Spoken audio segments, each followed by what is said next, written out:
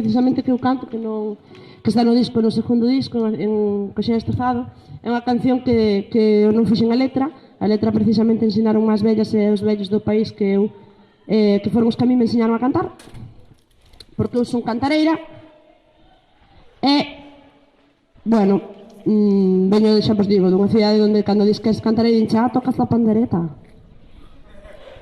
Pois, toco. Sigue sendo o día de hoxe o que máis me gusta facer, por ser.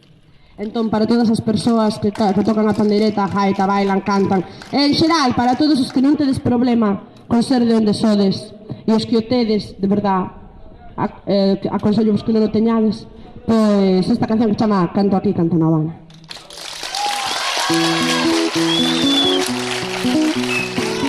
Así que, como sabedes, seguro que me axudades a cantar, non?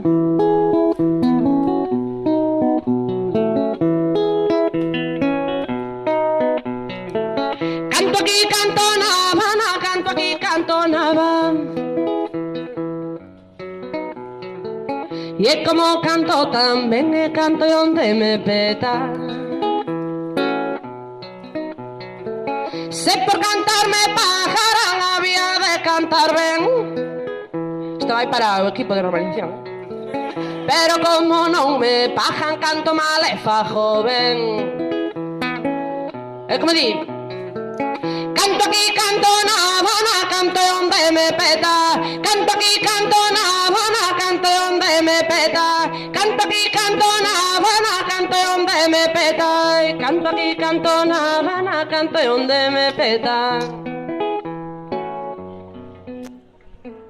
E agora que me puxeron esta guitarra na man, e agora que me puxeron canto daqui a mañán. Somos de Galicia, somos, non podemos negar que se oe esto. Que nos conocen na fala e no modo de cantar. Canto aquí, canto na Habana, canto onde me peta. Canto aquí, canto na Habana, canto onde me peta. Canto aquí, canto na Habana, canto onde me peta. Canto aquí, canto na Habana, canto onde me peta. E vou a dar a despedida, vou a dar o parabén. Vou a dar a despedida que me dan a min tamén.